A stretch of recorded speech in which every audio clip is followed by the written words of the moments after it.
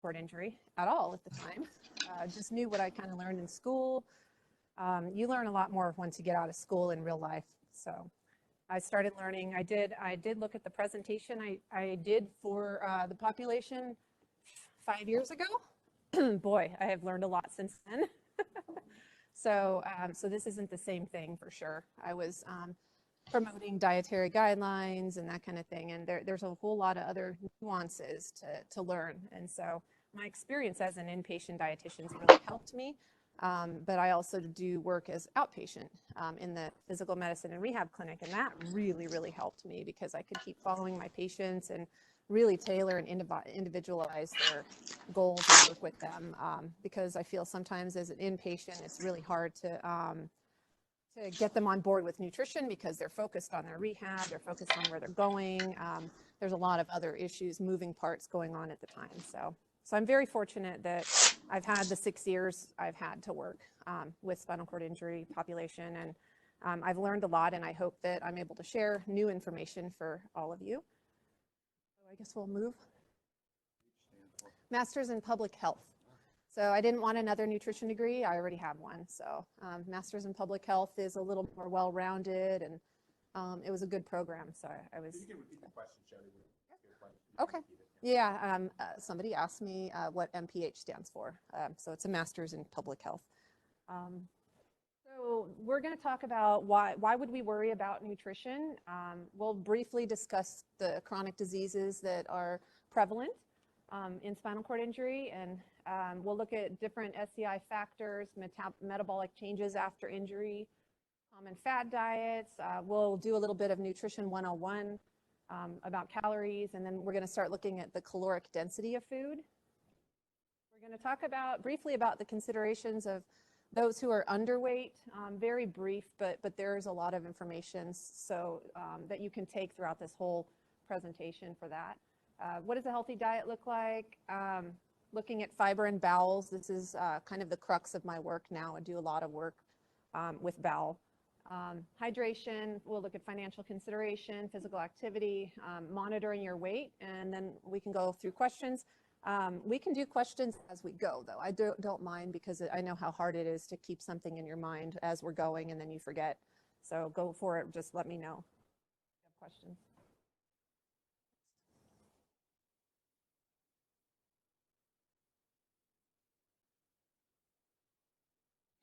Okay. So why would we worry?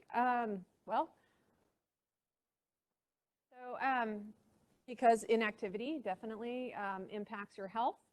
We're looking at short-term health and the impact that nutrition plays on, the short term right now.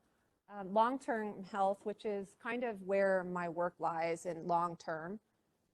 I did a project for my master's on cardiovascular disease and spinal cord injury, and it is #1 risk there, cause of death. So I'm looking at long-term health. Skin integrity, psychological well-being and happiness. This is just a standard statistic, but 43% of adults with depression were obese or more likely to be obese. So mental health plays a huge role. Amputations, and then we'll talk more about other things that are more SCI related, like transfers, weight shifts, equipment, and skin.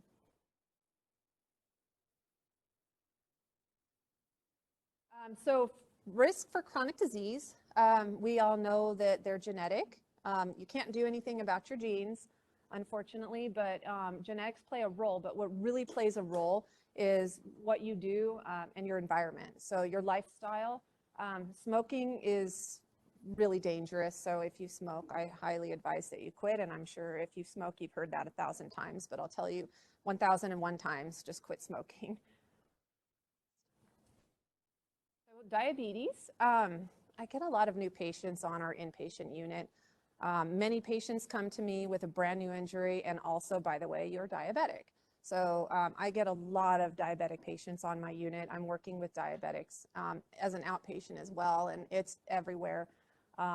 And there are ways to make things better and reverse and get better. But diabetes has a huge risk, and a lot of my patients don't even know what is diabetes. I ask them, do you know what diabetes is? And they go, I don't have a clue.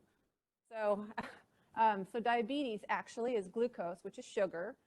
It's a main source of energy for our cells, and the level of glucose is controlled by a hormone that's produced by the pancreas, which is one of our organs. When it's not working right, the glucose builds up in the blood, and that's basically diabetes. And the worse it is, over time, the worse you get. And the risks that are associated with uncontrolled blood sugar are heart and blood vessel disease, nerve damage, kidney damage, and failure, eye damage, blindness, slow wound healing and amputation, hearing impairment, skin conditions, and death, obviously. Being overweight is the #1 risk factor. So if you have diabetes in either side of your family, both sides of your family, and you're overweight, you're definitely at a really increased risk of developing diabetes yourself. And then losing 10% of your weight, just 10% can drop or delay your risk for diabetes. It's a huge, yes.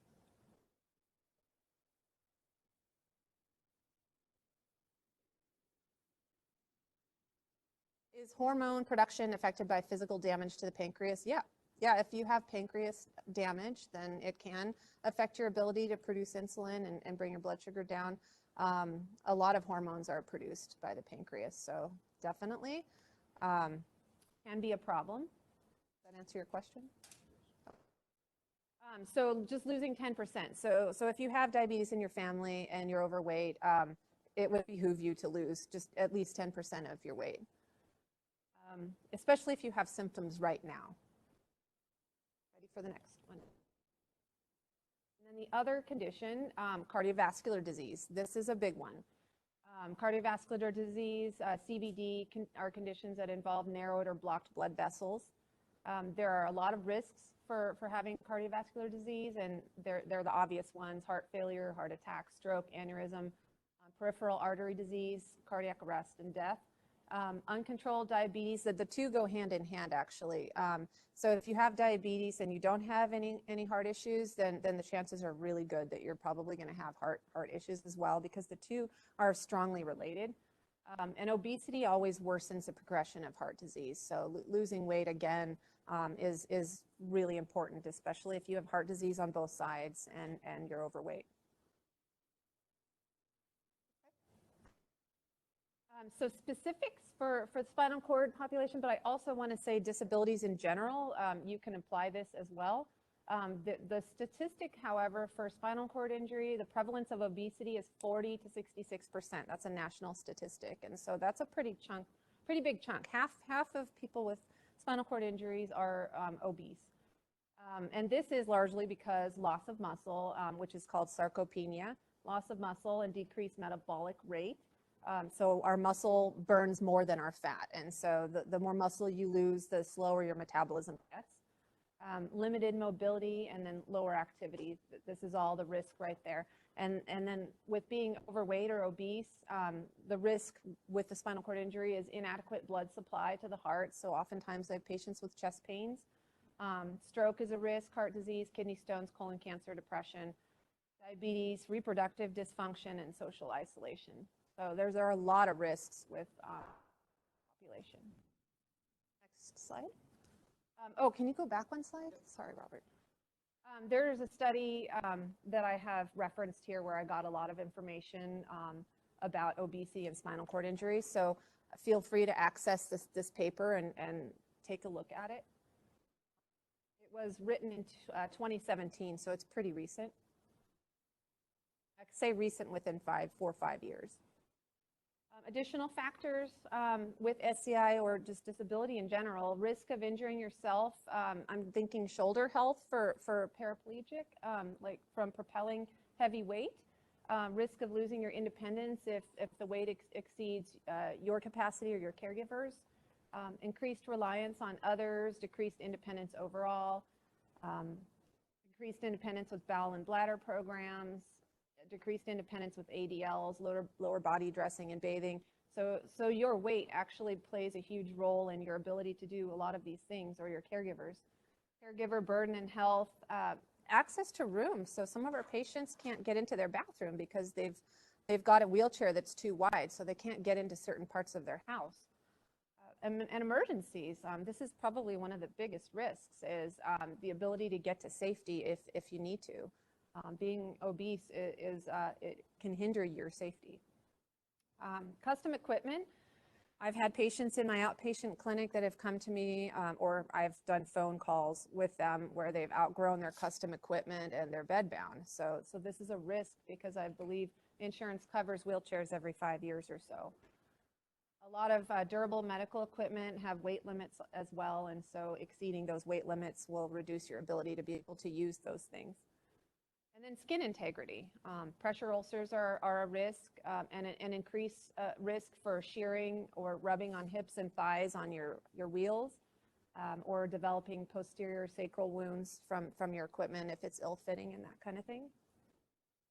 Next. Any questions up to this point? Anybody?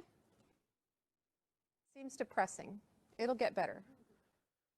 Metabolic changes. So I just want to talk a little bit about your metabolism. So your metabolic rate is how fast your body burns the foods that you eat. That's just it in a nutshell. There's a lot more to it than that, but that's the easy way to put it. You need more energy, which is calories, and protein after an injury. And then your needs drop about 6 or 12 months after an injury, depending on the severity of it. And then your needs drop below where they were before your injury after that. And that is largely due to lower muscle mass, lower activity level, and this increases your risk for weight gain. So at first, I have a hard time keeping weight on some of my newly injured patients. Their metabolism goes up, and then it starts to come down, and then it drops substantially, and then we're looking at weight gain. So I've seen both. I've seen a lot of weight loss in the beginning and struggling to keep up with that, and then I've seen weight gain in the same patient as an outpatient. So it's this is the majority of my population.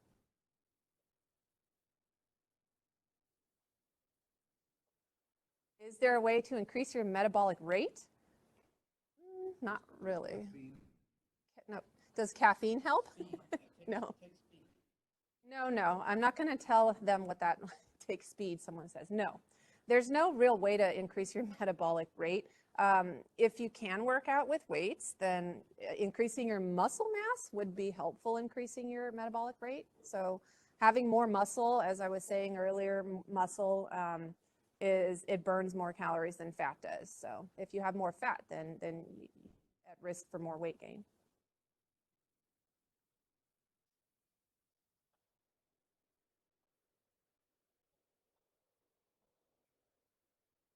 Having more muscle. So that was a good one, and I don't know if I can repeat all that, but having more muscle increases you have a higher metabolism with more muscle. If you can increase your muscle by using weights, that kind of thing, you increase your metabolism. So more muscle means more metabolism. Less muscle, slower metabolism. Does that answer your question? Good question. And nice to see you. Okay, so we're done with this slide. Any other questions here online? Okay. Before we go any further, let's chat about a couple of diets that have come across my plate in the last few years. The biggest one, I think, is the ketogenic diet that I've heard about. This is one that's well studied in children with epilepsy, and it works wonderfully for that population. A lot of my nurses want to know all about the ketogenic diet at every New Year's. And I tell them, if you feel like being constipated, then we'll chat about it. But it is, constipation is probably the #1 complaint I hear about the ketogenic diet. There's limited fiber in this diet. So I'm not going to tell you don't do a ketogenic diet, but consider hydration, and also definitely want to keep an eye on your lipids, keep an eye on your cholesterol, your triglycerides, your LDL, because it increases your risk for heart disease. And heart disease already is a risk for those with spinal cord injury. So keto may not be the best thing for you. One benefit, and I will say there's a good thing and a bad thing. One benefit is it cuts out processed and sugary foods. Those things don't work on a ketogenic diet. You're not allowed to have them. So that is one positive benefit. But also having fruit and other things like that, it's cut out as well. The paleo caveman diet, that's another one. There's no real solid evidence that a paleo caveman style diet that's kind of meat and certain vegetables and fruits and things like that. We've evolved. We don't need to chase our food anymore. So this one isn't proven to be a beneficial diet for us. Another benefit though, however, this one is cutting out processed and sugary foods. So people eating like cavemen, they're not eating Doritos or Taco Bell. A brand new one that I'm hearing about that, again, limited studies, real good studies with a lot of people, have not heard of any studies with spinal cord injury with any of these diets. The carnivore diet is the newest one I'm hearing about, and that is the all meat diet. Don't do it. I have covered other units in the hospital, and I will tell you, I've seen a few people with small bowel obstructions. So if you have a spinal cord injury, I would not recommend doing carnivore diet at all. And then intermittent fasting. So fasting is basically a way to cut your calories. So it is dropping all of your intake to a certain window of eating during the day. A lot of people do like an 8-hour eating window. That is okay. But the caveat with this is make sure you're getting all the nutrition that you possibly need. If you're trying to lose weight and do an intermittent fast, make sure you get everything that you need in that tiny window. It's hard to do, especially if you're extreme and you want to do a 4-hour eating window. It's almost impossible to get all the nutrition you need into that 4 hours without supplementing. I'm not a huge fan of supplements. I prefer food over supplements. So that diet is a tough one. Cleanses and detoxes, not a fan, honestly. If you have functioning liver and kidneys, just let them do their job because that's what they're there for.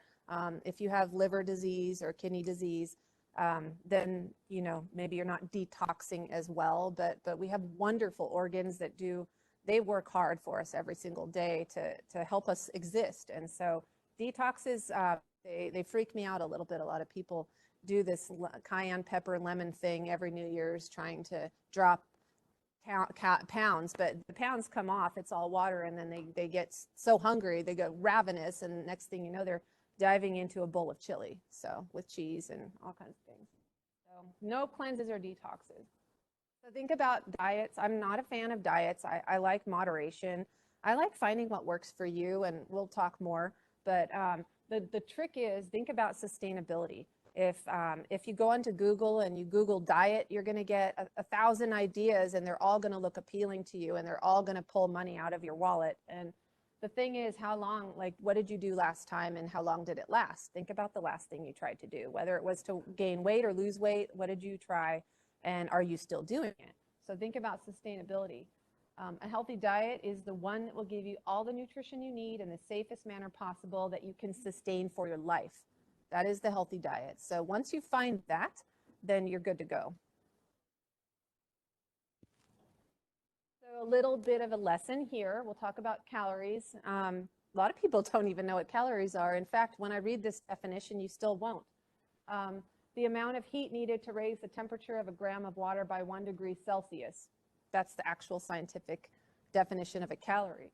So a calorie is the amount needed to cause the same increase in 1 kilogram of water. Still don't know what it is, huh?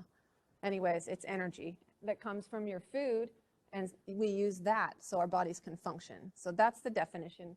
Calories provide energy in the form of heat so our bodies function. So our bodies store energy and it burns energy. Energy and calories are used interchangeably. So our bodies use calories to function. Just a side note, you might have heard macronutrients, micronutrients. Macronutrients are the nutrients that you think of most, protein, carbs, and fat. Micronutrients are vitamins and minerals. Just useless information if you didn't know it. There you go. So protein. What foods have protein?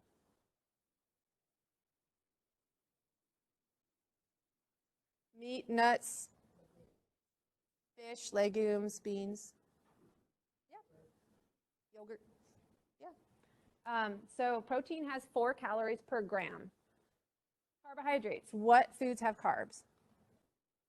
Bread, chips, fruit, popcorn, pasta. Yeah. So carbohydrates have 4 calories per gram. Name some fat foods that have fat. Butter, avocado, cheese, oil, nuts, peanut butter, that kind of thing. Fat. So why is this highlighted? Because it has 9 calories per gram. So that is more than half of the calories in protein and carb foods. So every food, even lettuce, has protein, carbs, and fat, by the way. A leaf of lettuce has fat in it, believe it or not. It's just the ratio. So a leaf of lettuce would have more carbs, probably second protein, and then fat third. So every food has all 3. It's just different proportions. So it's fat, the foods that are primarily fat that have the most calories. And a calorie is really not a calorie. So, and you'll know this in a couple of minutes. You'll have a very clear understanding of what I'm talking about. What makes the food filling and satisfying? So foods that are high in water, high in fiber, and high in nutrients, those are the foods that are filling and satisfying. So remember that information. This is what 500 calories looks like in your stomach. It's not a really realistic picture, but it kind of gets the point across. So a tiny little bit of oil is 500 calories, then the next one's cheese, and then meat, then grains and beans, and fruits and vegetables. So you can eat a whole lot of fruits and vegetables for 500 calories that and they're full of fiber, water, and nutrients, right? So gonna fill you up, lots of fiber. Now we'll play a little game. For 450 calories, which one of these is going to fill you up and which is healthier? 2 pounds of pineapple or 4 ounces of gummy bears? Yeah, pineapple. And I'll be realistic. No one's going to eat 2 pounds of pineapple, but just to get the point across, it's quite the difference there. Any questions? Depends on the size of the gummy bear. There's all different sizes. Okay. I was asked how many gummy bears in 4 ounces. So both 100 calories. You got a bowl of blueberries and a little bit of almonds. So which is going to fill you up and which is healthier? Blueberries. You get a lot more in your stomach, a lot more blueberries. And I know you're thinking to yourself right now that fat is filling and satisfying, but it won't give you all the nutrients that you need, and it won't fill you up like that feeling that you get when you eat a lot of blueberries. Of course, you're probably not going to eat some of these foods that come across the screen in that amount. So this just to show you the difference.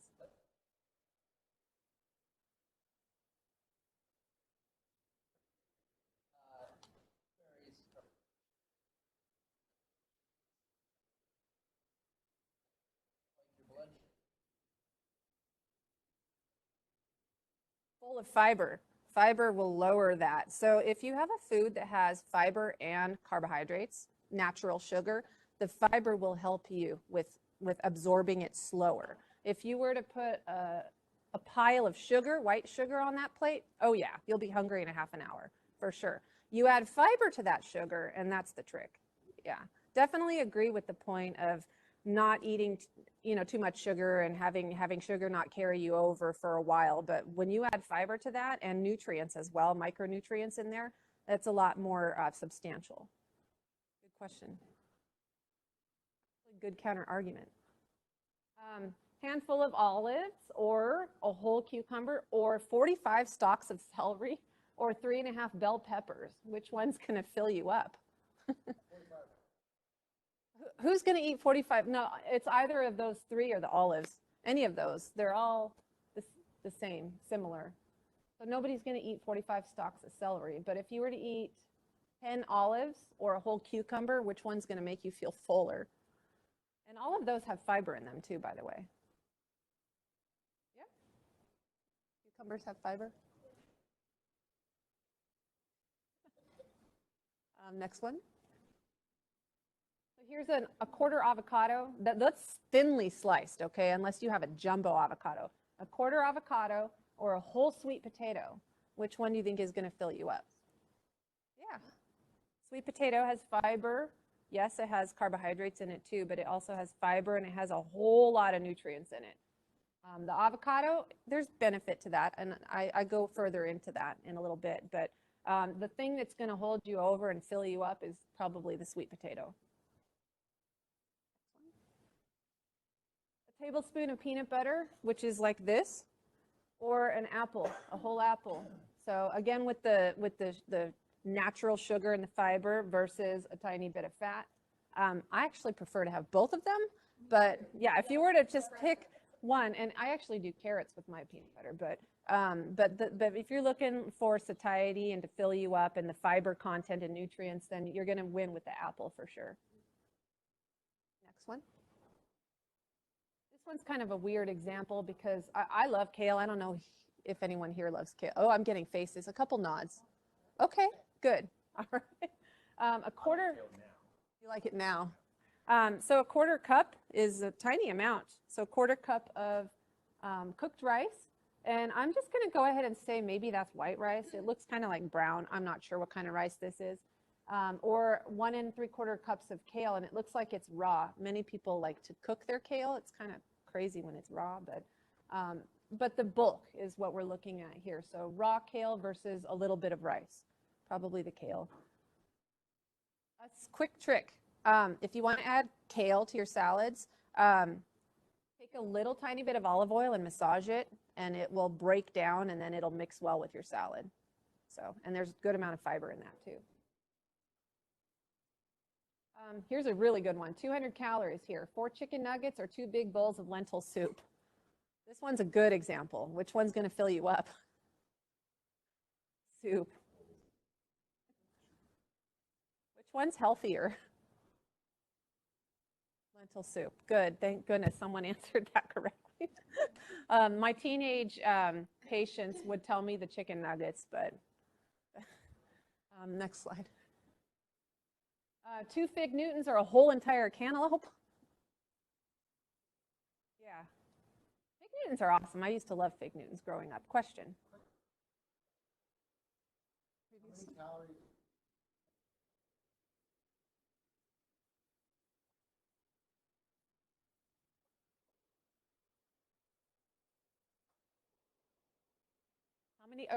How many calories in the 2 bowls of lentil soup? So for this example, I don't know how big these bowls are. It says big bowls, right? So I'm thinking probably like 100 calories for each bowl or something like that. Because this example is 200 calories. Yeah, so they're equal. 200 calories for the 4 chicken nuggets, 200 calories for the soup. So it's probably more like 1 big bowl of lentil soup. I didn't take these pictures, but the point is you get a lot more lentil soup than you do chicken nuggets. And there's other factors to look at when you look at the chicken nuggets. So we said the cantaloupe, right, for this one? Okay, next. 5 more gummy bears, 5 ounces of gummy bears or a whole watermelon. You're not going to eat a whole watermelon. I realize, and I know there's sugar in watermelon, but there's other good things in watermelon too. So which one's going to fill you up? Say you're going to eat a whole watermelon. Will that fill you up, or will the gummy bears? Next one. I think this is the last one. So this is 800 calories. You get a cup of cashews or 5 whole baked potatoes. I put without butter. Say salsa. Put salsa on it or something like that. But 800 calories. So which one? Can you eat 5 whole baked potatoes? Can you eat a cup of cashews? Easy, right? Okay. So that's 800 calories for a cup of cashews. That's a lot of calories. Oh, it's easy. Oh, yeah. It's so easy to eat too many nuts. And they come from a tree, and they're healthy, Robert says. Next one. Okay. So let's talk about caloric density. This is kind of the hummus and potatoes of my argument here, of what I'm trying to present to you. I want to talk about caloric density because this is the trick to weight maintenance, whether it be weight loss, weight gain. This is kind of where I would like to focus everybody's attention now. So caloric density, what does that mean? How many calories in a given weight of food, grams or ounces? How many calories in it? Foods high in water, fiber, and nutrients are lower. I'm going to get up so I can point to a couple things. Is that okay? So foods that are high in water, fiber, and nutrients are lower in calories. So I'm going to tell you over here, this is vegetables. It looks kind of small to you probably. So vegetables, fruits, This is unprocessed complex carbohydrates.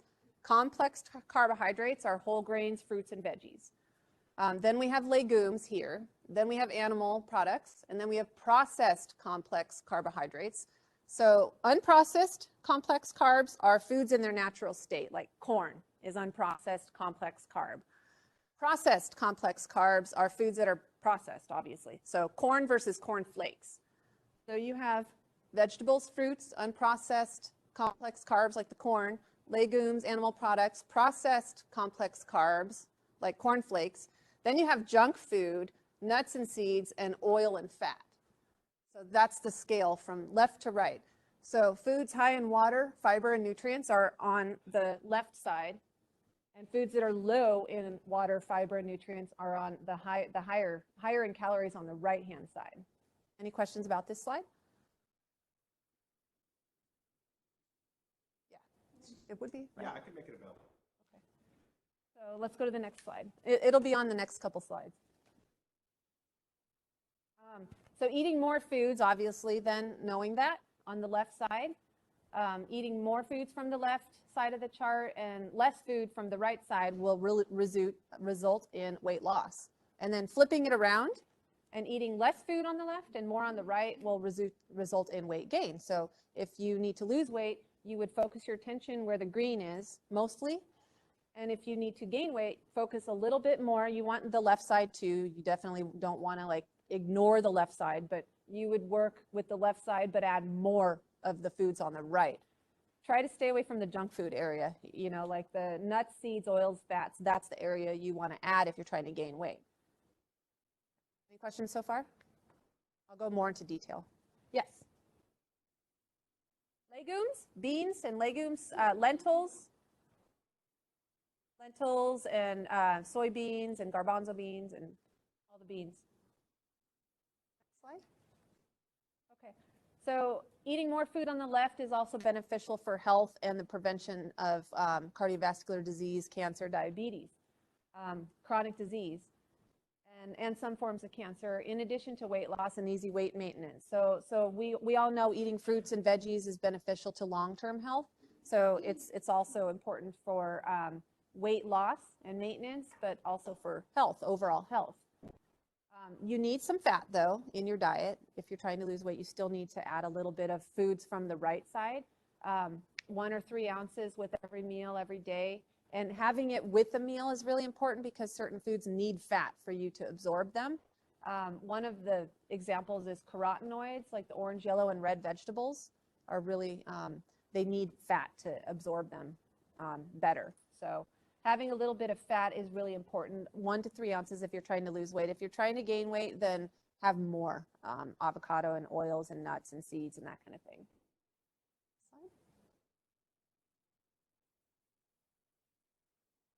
Eating more food on the left is also beneficial because there's higher water and fiber in those foods. You need those for regular bowel movements, especially with spinal cord injury. So making sure you get a wide variety of foods on the left is really helpful for your bowel program. And this is the slide I have for my underweight patients. So definitely want to eat foods on the left, but add more healthy fat like avocado, olives, nuts, nut butters, and seeds from the right side. That you can eat less of these foods for a lot more calories. So they'll really help with weight gain. And of course, see a dietitian. If you're trying to gain weight and you're not having any success, then see a dietitian for sure. If you're local, come see me. So what does a healthy diet look like? Cut the crap. That's not my acronym at all, but I took it and the credit is down in the bottom left. But cutting out the crap, calorie-rich processed foods. Just cut that stuff out as much as possible. Eat more plants. Vegetables, fruits, beans, legumes, and whole grains. Do we know what whole grains are? Whole wheat, whole wheat pasta, brown rice, oatmeal, things in their natural state. Anything that's not like white bread, white pasta, that kind of thing. So whole, look for the word whole grain or whole wheat on the label. Less fat. So fat makes it hard to regulate your bowels. Fat actually slows things down. If you have a high fat diet, it slows things down. I'll give you an example. In the ICU, we have patients who are intubated and sedated, and their bodies are not working right. We want them on a very low fat tube feeding formula because it just slows everything down, fat does. So imagine with spinal cord injury, it does this, it slows you down. So eating a high fat diet is really not a good idea. Just a little bit of fat a day with a meal is what I recommend. And then a rainbow. So you want different colors. Different colors have different nutrients. So if you find yourself eating mostly red and yellow, not really mixing it up with green or blue or purple, like you want to try to get a rainbow because even all the different colored bell peppers have different nutrient profiles to them. So getting a lot of colors as you possibly can, and don't get stuck in a rut. Try new things. So go to the farmer's market, go to the produce section, try new things that you don't recognize. You can ask at the farmer's market, ask what this is, how do I use it, what do I do, how do I make it. Try new grains and beans, try new recipes. The word on the street now is plant-based. So this means, some people might think it means vegan or something like that. You could be vegan and be plant-based, but plant-based means basically most of your food is plants. Most of it comes from the ground or on a tree or in a bush. Like most of your foods are plants. You could even call yourself plant-based if you're eating avocado and olive oil and all those things too, if you're trying to gain weight. So plant-based is mostly plants. Aim for 90% if you can. I'll be honest, and I'll tell you all right now, genetics, I should have told you this when we were on that slide, but genetics, I inherited the jackpot. My dad, bless his heart, rest in peace, he went down in flames. He had diabetes, heart disease, cancer, you name it, he had it. And your dietitian, you're looking at me right now. 1 year ago, I had super high cholesterol. I found out. I had my lab done. I could not believe it. It was awful. And I was eating kind of a Mediterranean style diet, a lot of chicken and that kind of thing. And drinking some wine, and like I was just not really, I thought it was all healthy and everything was fine, and my cholesterol was high, and so I just did exact opposite. I went 100% plant-based. I cut out all meat, all dairy, like just an experiment. I'm a scientist, I like science, and so I cut it all out, and lo and behold, everything was perfect 4 months later. So I'm not advising that you do this, but it really might make a difference if you're staring down the tunnel of heart disease and you're worried about your health. Going as close to 90% plant-based as you can. And honestly, if you start to feel good, go with it. I felt fantastic, and I had labs done again last month, and they're all perfect still. So apparently I'm 100% plant-based for life, and I feel great. So I hope that this helps you guys when you think about this. Yeah. How do you have a plant-based breakfast? The easiest thing ever. I love oatmeal. So I got a face. I got a face. Whole wheat toast? Whole wheat toast? Fruit? Yeah. Grits. Isn't grits oatmeal? You could do cream of wheat. I'm getting another face. I think you're a picky eater. Okay. Okay. We'll talk more. We'll talk more. We'll talk more. Everyone's different, okay? I've worked with a lot of patients with spinal cord injury, and everybody is really, their bodies are all totally different. Your body might not like oatmeal, though. My body loves oatmeal. Yeah. How do you gain weight with? Gaining weight, you want to add fat. You want to add fat. So you'll plant-based, but you know what? Pile on the avocado and the olive oil and the nuts and the nut butters and the seeds, and just pile that healthy fat on. Healthy fat. So yeah. And I have had patients that, the question? Yeah, because okay. How do you gain weight on a plant-based diet? So my answer is 100% plant-based, but pile on the avocado and the nut butters and the seeds and healthy fats, olive oil, all those healthy fats. So that's how you do it. Yeah. Is dried fruit considered healthy, plant-based? Dried fruit is plant-based. Dried fruit is healthy, but you have to be careful with eating too much of it. It can give you diarrhea. You can easily overdo dried fruit for sure. So be very careful with that. Why is that? It concentrates. So when you dehydrate fruit, it concentrates the sugars. There's still some fiber, but not as much. And like I said, the healthiest foods have a lot of water, fiber, and nutrients. So you're missing out on water. So probably get a whole lot less dried apricots than you would get apricots. So that would be another slide we could put up there and compare the two. Question? Where does milk belong to on the scale? It's in the middle. It's in the middle. Dairy actually can be quite constipating. It can cause problems with a lot of bowel, people that have bowel problems. So it has benefit to it. If you're looking for the calcium, you can go plant-based, and you can get a plant-based soy milk or almond milk or any of those. There's oat milk now, and they fortify those with calcium, and that would probably be less calories then. If you want to do dairy, then I would go with like lower fat dairy if you want to do dairy. But that's just my opinion on that. Any other questions so far? Egg whites? Okay, so cholesterol. Let's chat about cholesterol. These are all good questions. So it's fine to eat eggs with the yolk and all that, as long as you don't eat processed foods and a lot of sugar. So that's where the problem is. You eat foods that have cholesterol in them and junk food on top of it, then you're asking for issues, heart issues. Egg whites, it's fine. I wouldn't be worried about egg yolk if you have a really healthy, mostly plant diet and you're eating the whole egg. I wouldn't bat an eyelash at it. But if you are eating a lot of sugar and junk food and that kind of thing, then I would worry about eating egg yolks. Does that answer your question? Okay. Why are they? It's the combination of sugar and processed foods and the cholesterol in your diet that raises. So eggs have been good, they've been bad, they've been good, they've been bad.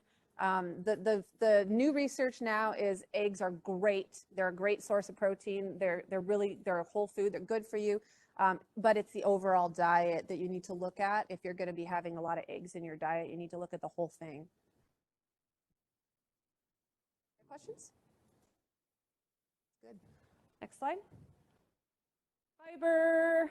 Okay, so this is really important here. And before I go a whole lot further, you can Google soluble fiber sources and insoluble fiber sources. Some fibers have both, soluble and insoluble. So I just want to introduce you to the two of them. Soluble fiber, this is the one that attracts water and turns to gel when you're digesting it. It slows things down. So soluble fiber slows things down. I'm going to jump ahead and say soluble is kind of where you want to go if you have lower neurogenic bowel. That's kind of where you want to go because things tend to go a little faster when you have lower neurogenic bowel, and so soluble fiber helps to slow it down. In some of the foods, one of the main ones is oatmeal. Oatmeal, beans have soluble, lentils, peas. So you Google yourself a list of soluble fibers, look for something, and then try to focus your attention on that if that's what you need. Also really good if you have diabetes. This kind of fiber helps slow down glucose. I was talking earlier to Sam about fruit and the sugars in fruit. There's also the fiber in fruit, which this is what it is. It slows down the absorption of glucose into your bloodstream. And then another benefit of this kind of fiber, and the one that you've probably heard about the most, is the fact that oatmeal is the famous one. I think the oatmeal industry, I forget the name of the major brand of oatmeal. Quaker Oats, yes. I'm sure they've spent an enormous amount of money on studies and research because soluble fiber helps bind cholesterol and helps it to be not be absorbed into your blood. So that's one reason why oatmeal is so famous. And that's why some people tolerate oatmeal and others don't, I guess. It depends on what you need. But oatmeal is famous for its soluble fiber and the fact that it helps to slow things down. Question?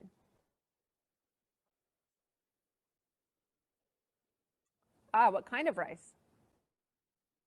White rice? No. Nope. Basically, they take the part of the fiber off the brown rice and throw it away. And then they give you the white rice. The question was, does white rice have a lot of fiber? No. You know, in fact, if I remember correctly, white rice, there was a deficiency back in the day. I forget which population it was, but yeah, yeah. There was, but listen, there was a deficiency. I think it was, I want to say it was in the 20s or 30s or something like that. There was a major deficiency with white rice in a population, and I forget where they were looking. So now what they do, probably they fortify it. Do you know that? They have to go back in, and I know that they had to fortify our white bread 102 years ago because they were coming up with a lot of deficiencies because all of the nutrients, all the B vitamins and the fibers thrown away for white bread and white rice, it's all thrown away. So now they have to go back and add the nutrients back into white rice so that way we don't have deficiencies. So why not just eat brown rice? That's my question. So soluble fiber. Insoluble fiber does the opposite. It's a different mechanism. It adds bulk to stool and helps food pass through quicker through the stomach and intestine, so speeds things up. So insoluble fiber makes things go faster through your system. So if you have upper neurogenic bowel, then you would probably want to try a combination of the two, figure out kind of what works for you. Everybody's different, but upper is more a little bit of both fibers. Lower is more on the soluble side. Yes, question. What about long grain rice? As long as it's brown, long brown, you know, whole grain rice. Is that wild rice? Would that be? I see wild rice sometimes. I mean, it depends on what it is. Yeah, but black rice is another one. Take a look. You know what? The best thing you can do is on these packages, take a look at the fiber content on them and see how much fiber's in there. And you know, it would do you even one better to pull a couple off the shelf and compare them. Take a look at the fiber. You want the more fiber. So both of these are good. They can be used to speed up and slow down bowel movements if needed. Play around with fiber. And not just supplements. Try food because certain foods have different effects, and so play around if you feel like if you're lower neurogenic, play around with different soluble. Maybe if I wouldn't add a whole list of soluble fibers to your diet like right off the bat, but maybe one at a time, and keep everything else the same. That's like scientists don't change all the things at once. They change one thing at a time, and for a little while, do it for a week or two, and then if nothing happens or if it's not good, then try the second thing on the list. Question? Ask your doctor. Yeah, it depends on your level of injury. It does. So, and that is probably one of the things that I haven't learned yet, but I need to learn the levels and the upper versus lower, that kind of thing. If you go to a physical medicine and rehab doctor, they can tell you. Yeah. Or you can tell me what your level is and I can get back to you. Yeah. C1? Okay. I'll have to ask.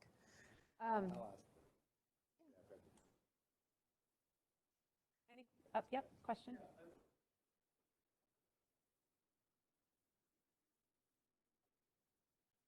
Okay, so Metamucil is a soluble fiber. Does fiber come in liquid? So can you purchase fiber in a liquid form? Or okay, so it is dehydrated. It's psyllium husk. It's from a plant.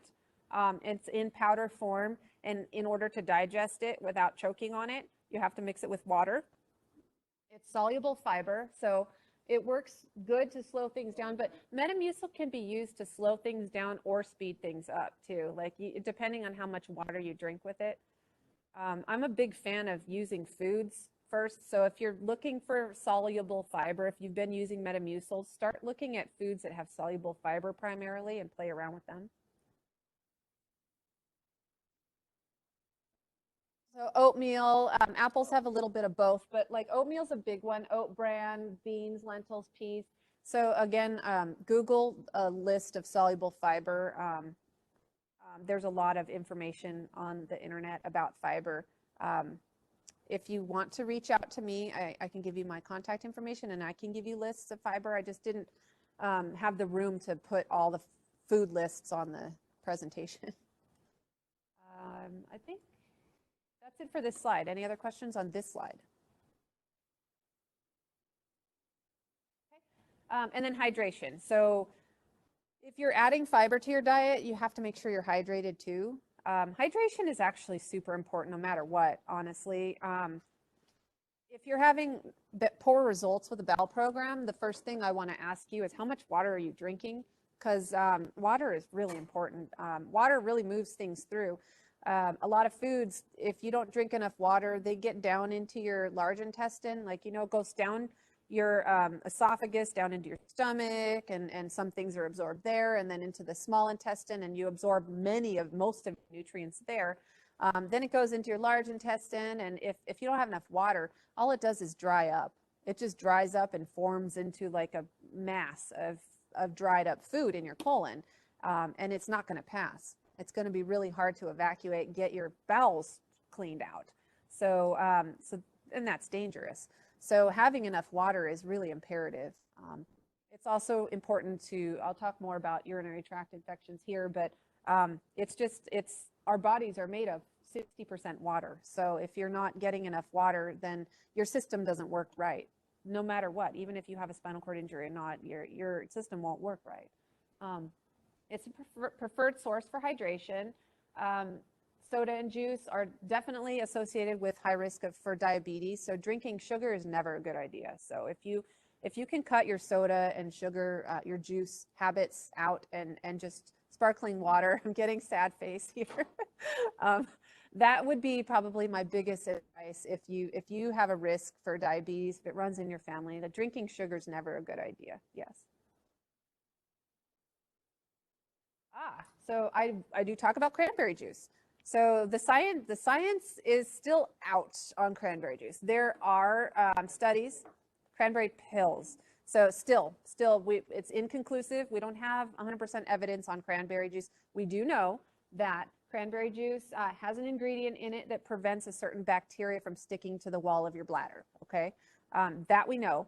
But there's no study that says that cranberry juice prevents UTIs. It's hydration, adequate hydration, that is like the #1 prevention for UTIs. So with an increase in fiber, you have to drink more water to move the stool through your bowels. High fluid intake reduces your risk for infection and also kidney stones too. If you get dehydrated, you're at risk for kidney stones.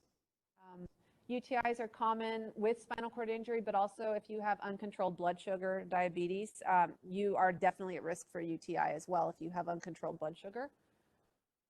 Cranberry juice, if you're hydrated, if you're drinking enough water, and you like your cranberry juice, again, there is something in it that helps prevent bacteria from sticking, but it's not an end-all be-all. I think the key thing to remember is water. Slide. Question? Yes. Cranberry extracts and pills, same thing. I wouldn't say they're worthless. I mean, there is evidence that it prevents bacteria from sticking to your bladder, but there's no evidence that says that cranberry juice extracts and pills prevent UTIs 100%. It's not out there. But it's going around. People recommend it, doctors recommend it, but what I recommend is just make sure you're drinking a lot of water. So how do you eat well on a budget? This is a lot of information, but I just wanted to share how you do this. Eating at home, obviously, if you go out to eat all the time, it's going to be hard on your wallet. And then also, you can't really control what you're eating, and you can't eat as healthfully as you want to eat if you're constantly eating out. So with that said, try to bring food with you when you go places. Bring it with you. And a lot of the foods on the left side of that scale are packable foods, things that you can carry with you. And if you're trying to gain weight, there's foods on the right side too, like nuts and that kind of thing, peanut butter that you can bring with you. They're packable. Spend 50% of your grocery budget on plants. So that's an option. Stock your freezer with frozen fruits. And yes, frozen fruits and veggies that are on sale. Some of those fruits and veggies that are frozen are fresher than actual raw, like fresh in the produce section, because think of the blackberries. They're traveling from Mexico and they're on a truck, and every mile that they travel, the nutrient content goes down. They start to rot, and they're aging, and they lose nutrients the more time they spend away from where they're picked. However, the frozen blackberries, they're picked and they're flash frozen, right? Like real close to where they were picked. They're flash frozen, and so you often get more bang nutritionally for your buck with frozen.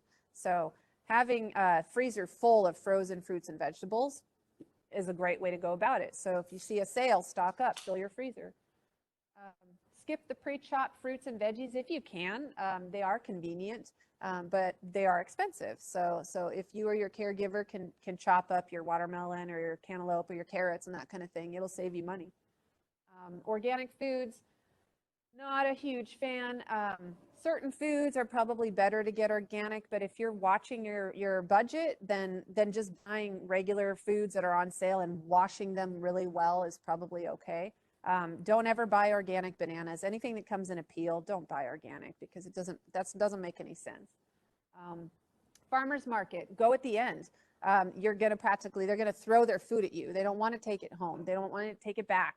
They want you to take it. You're going to get it at cost or lower cost. So try to hit the farmer's market at the end.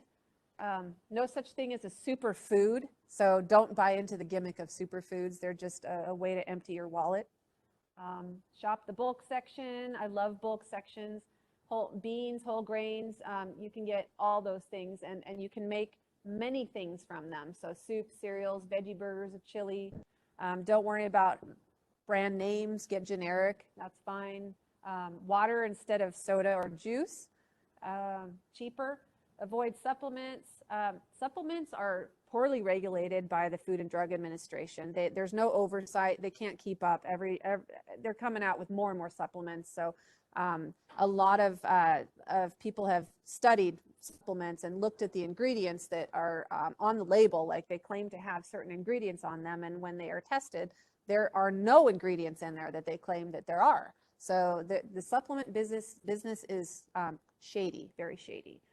And we don't know where they came from either. So there's no guarantee that they're actually clean and safe.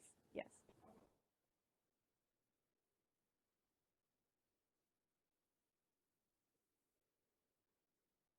Vitamin pills. What's the name? Oh, vitamin C? Okay, yeah. Vitamins. So straight vitamins, yes. If you need vitamins, they're okay. Look for a seal on them. There's a seal of where they're tested. So look for the tested seal. Don't go to the dollar store. Oh my gosh, my dad bought vitamins at the dollar store one time, and I was very upset. So you don't want to go to the dollar store for your vitamins.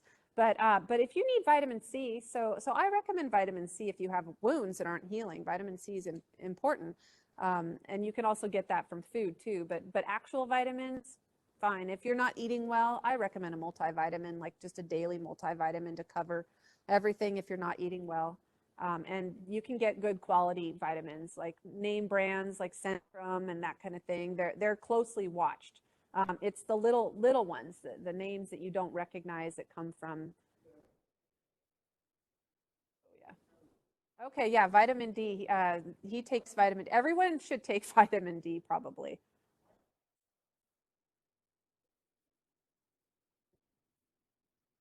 I've heard that before. Yeah. Well, vitamin C is a water soluble vitamin, so it doesn't hurt that you're taking vitamin C. If you take a lot of vitamin C, you'll just pee out the extra, so it's okay. You can also get vitamin C from food too. So strawberries are a good source of vitamin C, and citrus and that kind of thing.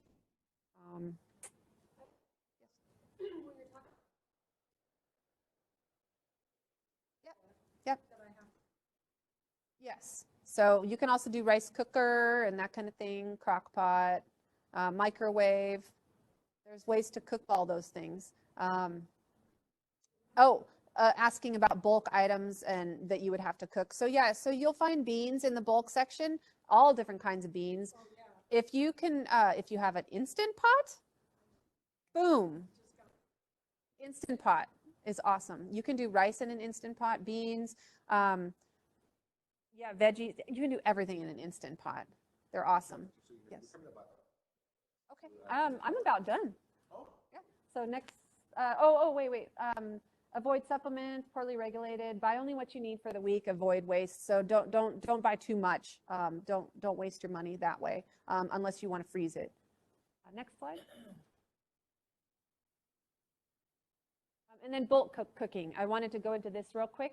I've talked about this before, so hopefully it's a good reminder. But prepare or have a caregiver work ahead a few times a week and make extras. So it's really important to especially if you don't have the time to cook or you can't cook or your caregiver can't cook every single day. And who can do that anyways? I mean, nobody can do that.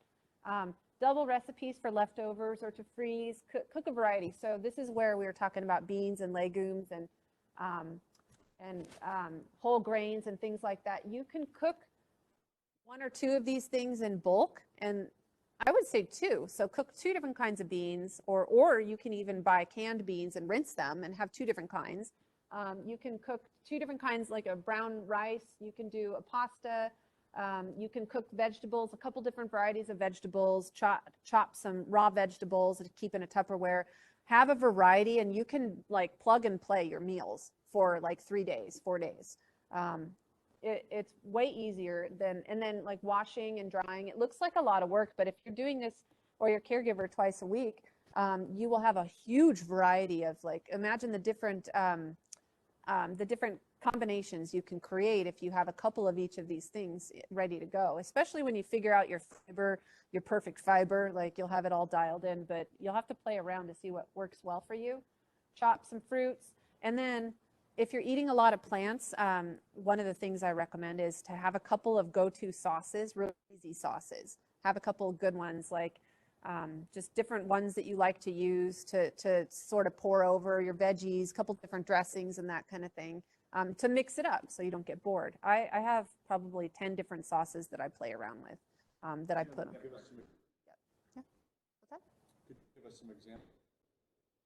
Salsa's good. Salsa. Yeah, I make different pasta sauces. Yeah. Different Asian type sauces. I've done, I use a lot of chili garlic sauce. I like chili garlic sauce. And what else do you use? I use soy sauce, like a low sodium soy sauce, and water, and like you can use broth and that kind of thing, and seasons, and just you can find sauces that have less than 5 ingredients that you can mix up and play around with. Once you get your favorites too, it's great, because then you can just like, oh, I'm going to flavor all my food with this one for the next couple days. What was the other question? Ooh, food. Where can we go for food types and recipes for plant-based therapies? Well, you can Google plant-based recipes, and right now, like I said, this is the word on the street, plant-based. I'm hearing it everywhere, and I love it. So just Google plant-based recipes, and you're going to get a ton of plant-based recipes. And again, aim for a high percent of plants. Make a plant-based recipe, grill some chicken, put next to it. If you want chicken in your life, or you fish, you don't have to be 100%, but there's a ton of great plant-based recipes.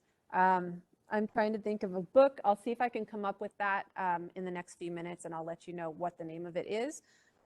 It's on the tip of my tongue, but I'll get there. I use that. That's a good one. And you can sort You can all recipes. Yeah. So I'll see if I can come up with a name, but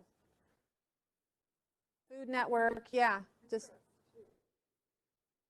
anything that you pull up plant-based, you'll notice it falls on the left side of that graph that I showed you. They're plants. Plant-based means mostly plants. So, and then if you're trying to gain weight, you want to put some avocado on that, or fun things like chopped nuts. If you're making some kind of a like Asian fusion dish, chopped peanuts on top of that. Yep. So physical activity.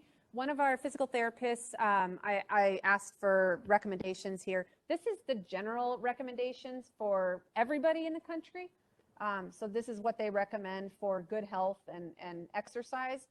This might not work for some of you, but the next slide. Physical activity is important for weight loss, maintenance, health, mental health, especially mental health. Those are the science-based recommendations for everybody, but Every single person listening to this, talk to a therapist, PT, OT, find out what exercises are perfect for you, and those are what you want to do. And you may find that you may advance and do something different next time. Maybe you're getting tired of them, but everybody has some exercise that they can do. Just depends on what level you are. Monitoring your weight, the scale option, that's the one way. Weigh yourself weekly, keep a journal. Then the no scale option, this is most of my patients. So you want to track your weight when you go to your PM and R appointments. Keep a journal. Remember, different scales have different numbers, different methods. Like we have Hoyer lift scales and we have roll-on scales, and they will vary sometimes widely, which bothers me a little bit. But if you can try to stay consistent if you're able to, and try to be weighed on the same thing. How do your clothes fit? That's one way you can do it. Even if you wear sweatpants, the same pair of sweatpants, you can outgrow a pair of sweatpants. You can also shrink until they fall off of you. So how are your clothes fitting? How does your wheelchair fit? How does your equipment fit? Are you outgrowing your wheelchair, or are you starting to rattle around in your wheelchair? That's a really good indicator. Your caregivers, so do they feel like you're gaining or losing? They will know too. Take all the information on this slide, and that will all help you monitor your weight. If though you're unintentionally gaining all of a sudden and you don't know why, you can't figure it out, or if you're starting to lose weight and you don't know why and it's not intentional, then get a referral to a registered dietitian. You can come see me if you're local, or find yourself a registered dietitian, have your doctor refer you to one, so that way you can work with them. And also they can call me if we need to talk too. So I would be involved. I would love to help anybody that has any problems or anything. I'm here. That's it. So that's my favorite quote. Let food be thy medicine and medicine be thy food. That is my favorite quote. And I totally believe it, because we're getting more and more patients in our hospital in all units because of lifestyle issues and overindulgences and things like that. And so food is medicine. It really is. And that's the way it should be. Describe the pros.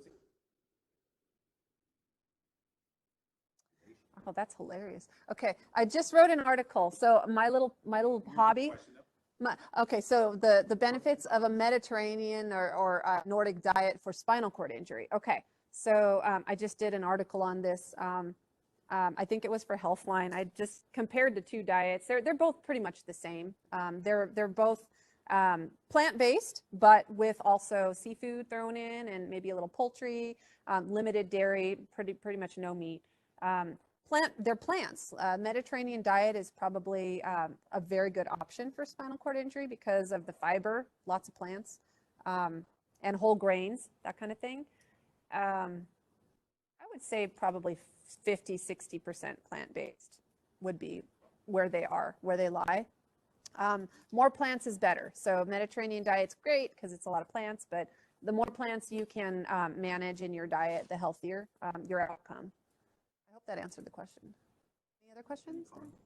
Cons?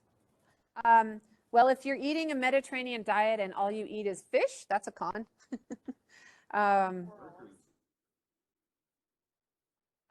With the fatty sea fish, you can get a mercury overload, but you have to eat a lot of it. So one thing you can do is go on to this Monterey Seafood Watch.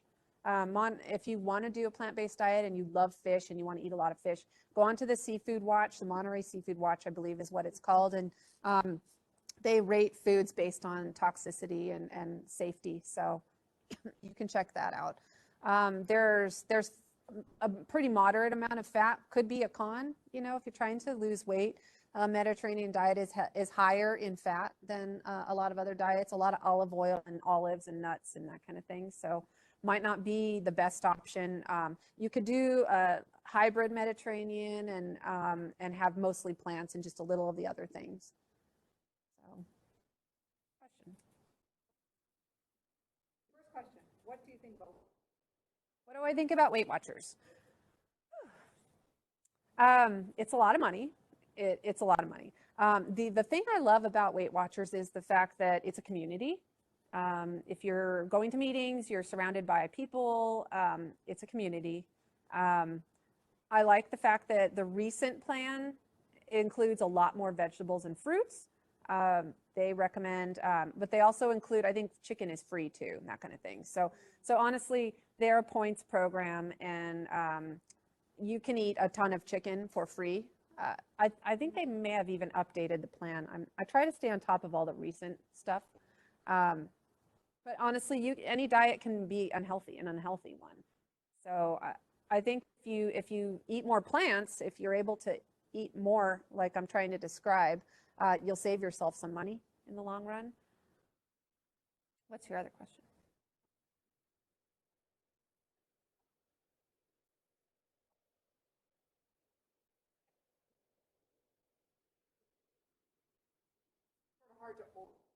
Yes, you just answered your question. How do you measure how many calories you need? So this is part of my job that is a little frustrating because everybody's different, and we have these equations for everybody. There's even equations for spinal cord injury. So I have to put the numbers down, but everybody's different, and everybody's metabolism reacts differently. If you eat plant-based, water, fiber, nutrients, it is really hard to gain weight unless you're throwing in a lot of healthy fat. So then it's easy because the bulk keeps you full. I would love to challenge anybody to eat a ton of beans for lunch and dinner and tell me how they're feeling if they're not used to it. So be gradual with that kind of thing. Don't start eating a ton of beans because I said eat plant-based. Does that answer your question? It's really hard to overdo it in calories if you're eating a lot of plants, unless you throw in a lot of plant fats. Yes, question.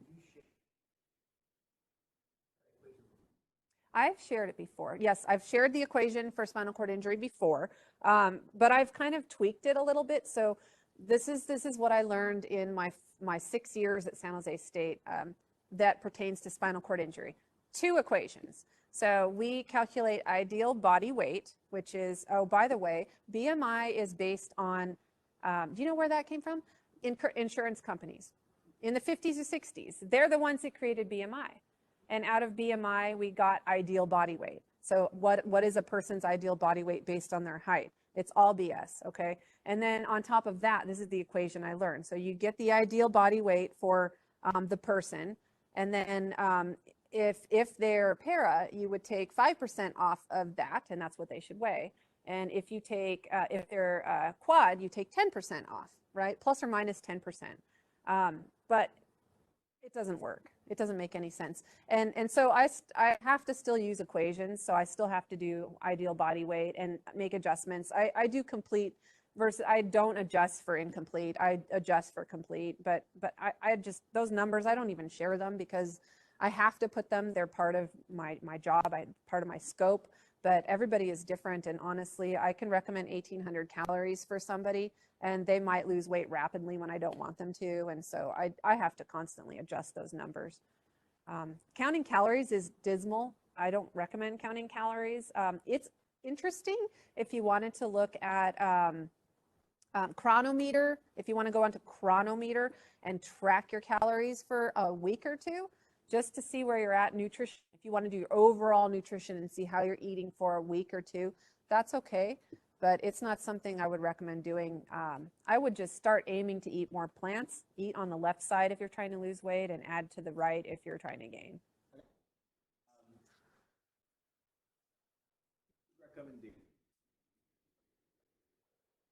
Food recommendations, okay, so antibiotics, so those, they kill the bacteria in your stomach, literally just destroy the gut bacteria that you need. It's beneficial for you. So after a course of antibiotics, or during actually would be even better, I recommend in the hospital, we have lactobacillus is the only one, but I would take a probiotic for sure during and after an antibiotic course. You could do something from the store if you do dairy. Actually, they have plant-based like yogurts and things like that that have probiotics. What I would do is look on the label and look for the cultures on there, like the live active cultures, and aim for a handful of them. It's kind of strange that we only recommend one strain of probiotic here, lactobacillus, in the hospital. It's the most widely studied one in the hospital. But I think like your chance of populating your gut with one strain of bacteria is very slim. Like we don't know if that's the one that's going to work for you. So if you want to find something that has 5 or 6 different strains of bacteria and take that for a while, I would do that for like several weeks or a month after you finish an antibiotic course, just to kind of repopulate your gut.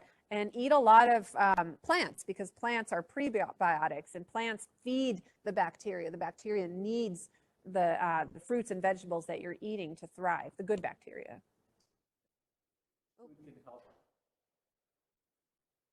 Foods that keep bone, okay, so calcium is the one, okay? So number one, before we talk about foods that keep up bone density, you want to think about vitamin D and your vitamin D level. Almost everybody is deficient in vitamin D, almost everyone. I'm deficient in vitamin D and I get outside too. So you want to check your vitamin D level, because vitamin D is what helps you absorb the calcium into your bones. If you have no vitamin D, if you're very low, deficient in vitamin D, then you're not going to build your bones. Your bones aren't going to be as strong. Once you're fully repleted, you got all your vitamin D on board, you're at a good level. Calcium, so dark leafy greens, calcium fortified products. If you do dairy, calcium fortified, calcium in the dairy. If you want to do non-dairy stuff, there's tons of calcium fortified options out there. And then dark leafy greens have calcium too. So that's a good option. You had a question.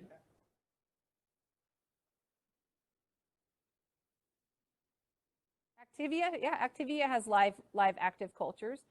If you tolerate dairy and your stomach is okay with it, sometimes dairy slows things down. If you're lactose intolerant, it speeds things up. But if you like your Activia and it works for you, then there's cultures in that, so that's good. You can also get probiotics from fermented foods like sauerkraut and kimchi and things like that too. Be careful though with those foods.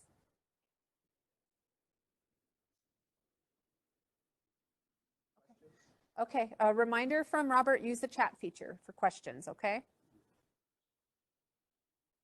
Yeah. Any questions? Yes. They will be, yeah. Yeah. The slides are available. I'll shoot them over. I would love for you to have them.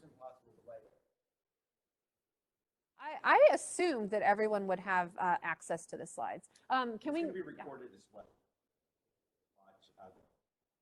Yeah, you should go back and watch my first presentation 5 years ago, and then watch this one. Significant.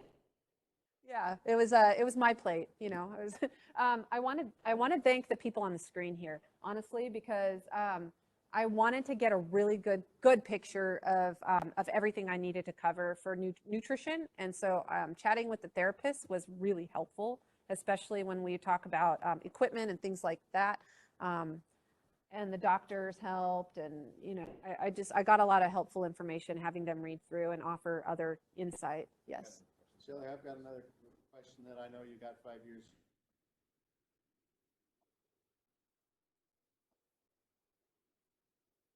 Special that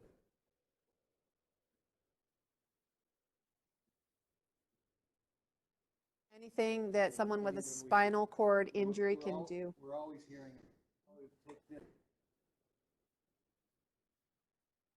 Special we should. Okay, as far as foods for healing a spinal cord injury, I've never seen any research for that. I'm sorry. I know that there's a lot of research going on with stem cells and things like that.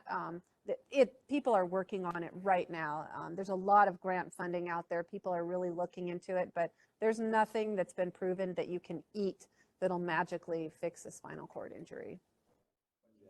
How does suppositories affect the bowels? Can we mitigate that? That's a quite medical. It's a medical/nutrition question. How do suppositories affect the bowels, and can you mitigate that with food? So I I don't swim in the realm of the suppository section. That's the doctor's area there. If they feel you need a suppository for a bowel program, then it might be something that you need. But eating plants, eating fiber, foods that are high in water, fiber, nutrients, that kind of thing, that cannot hurt your bowel program at all, honestly. If you throw a ton of fiber on, it might be a little harsh on you if you're not a high fiber eater. So take your time and add things in slowly. Hydration's another thing. So you know, stay hydrated. It's important for bowel programs. Maybe if you are not eating a lot of plants and you start introducing them gradually into your diet, and your fiber intake goes up and your water intake is adequate, maybe you won't need to use some of the bowel medications that you needed to before. But only time will tell with that. Everybody's a different individual, and so bowel programs vary from person to person. Everybody here has a different one. So I hope that answered that question.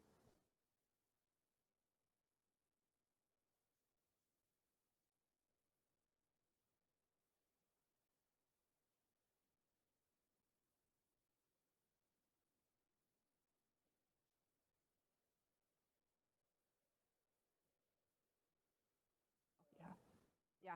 So the question was, yes. Oh, yes. So mood and changing your diet and eating healthier, how does that improve mood? Yes, I have noticed quite the difference in mood with my patients. In switching more plants, definitely. Try this experiment. If you're used to eating fast food, switch over, eat more plant-based for a while, and then try eating fast food. It drags you down. It doesn't feel good. You won't feel well. Your stomach might hurt. I firmly believe that mood is connected. Another thing is depression. So I think I mentioned earlier that depression and food go hand in hand, and a lot of people use food for comfort. But if you're using the wrong food for comfort, it can make things worse, I believe. You know, if you're eating unhealthfully and just digging into Doritos all night long, it's only going to make things worse. But if you're eating well, your body's going to feel well, your energy levels are going to go up. And I do believe that affects your mood for sure. Questions? I've gotten some great questions. I have one.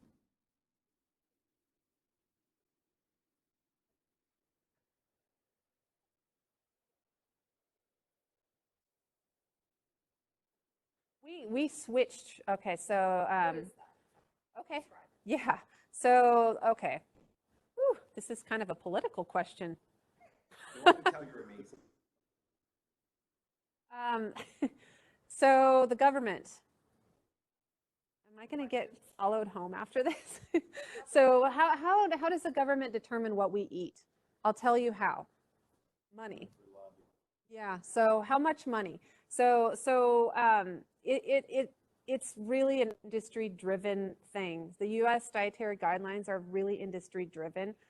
That's why when I look back at my old presentation, I was very big on the plate. So my plate has been around for a while now. So the pyramid, it used to be your food groups. Remember the different food groups, and then it went to the pyramid, and the pyramid was like so confusing. People were, little guy walking up the side, so confusing. I studied all this in my public health, master's in public health program, but then it switched over to my plate, which looks reasonable, but check it out. There's a section for dairy on there. There doesn't need to be a section for dairy. So I actually was onto that early on, and I was like, okay, calcium fortified food goes there. But then you have your meat section, and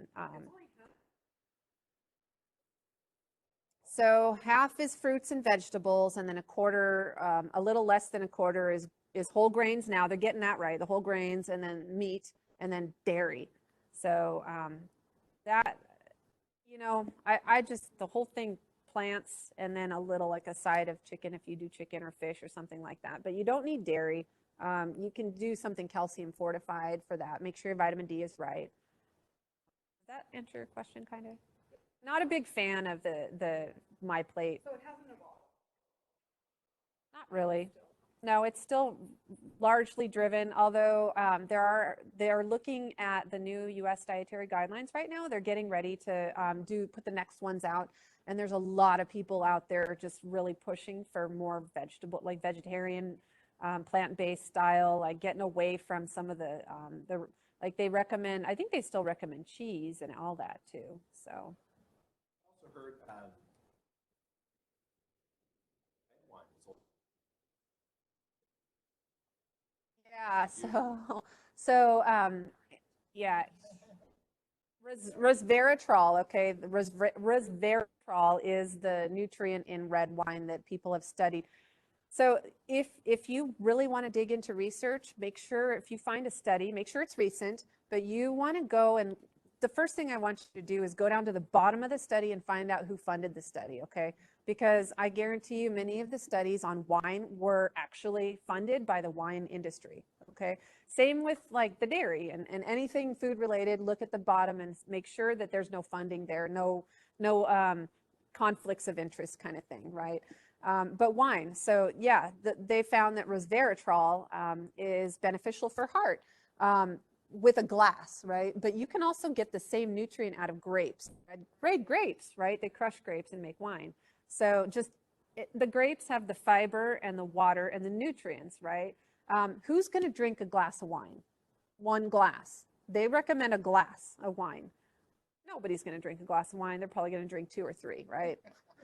And honestly, once you get past a glass, you're the benefit of the resveratrol just, it's now you're looking at like all kinds of other like cancer, right? Drinking is a proven cancer risk. So that's wine. No. Okay, food recommendations to increase circulation. So you probably don't want to eat foods high in fat and salt and sugar. So I would say plants would probably your best bet. It's all coming back to plants. Sounding like a broken record. I know, I'm sounding like a broken record. So you're looking at cardiovascular disease, right? Circulation, cardiovascular disease. You're looking at preventing that. And the foods that do that are the foods that are high in water, fiber, and nutrients. So those are the foods that are going to increase, they're going to improve everything, really. They're going to improve your circulation, improve your blood levels, your lipid levels. Question?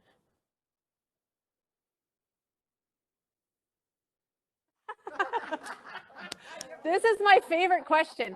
Okay, so this was an issue that was brought up during, so we do a rotation. Is ketchup a fruit or vegetable or not?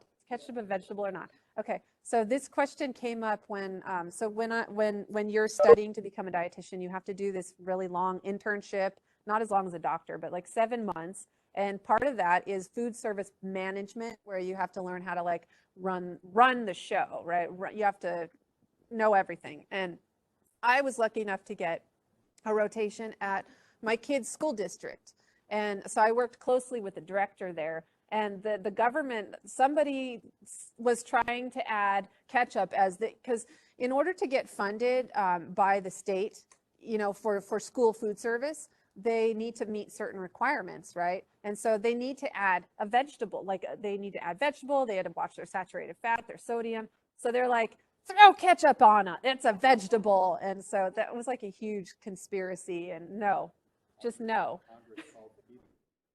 Yeah, pizza too, like calling pizza a vegetable. Ketchup is made from tomatoes, right? Basically all it is concentrated tomato and sugar. So again, fiber, water, and nutrients. So eat the tomato. It's hard to put on French fries, though. I totally get it. If I were to have homemade French fries or something, I would probably want a little ketchup with my fries. I'm not that strict. Thank you. Hey. Well, I have no more questions, and we're going to finish. So again, thank you, Shelley, for taking the time to come out and present. I will definitely send out the slides and make the video. And I want to give Robert my contact information. I don't mind if you email me questions and things. Stay in touch with me. I love my community. I love everybody that I work with, and this is my life, and I just love it. And I want to thank Robert for letting me talk to you guys again and redeem myself from my last one. I know a little more now, and we'll see what happens in 5 more years. Maybe there will be a food. I don't know. We'll never know. Thanks, Shelley. Thank you. Thank you. Thank you.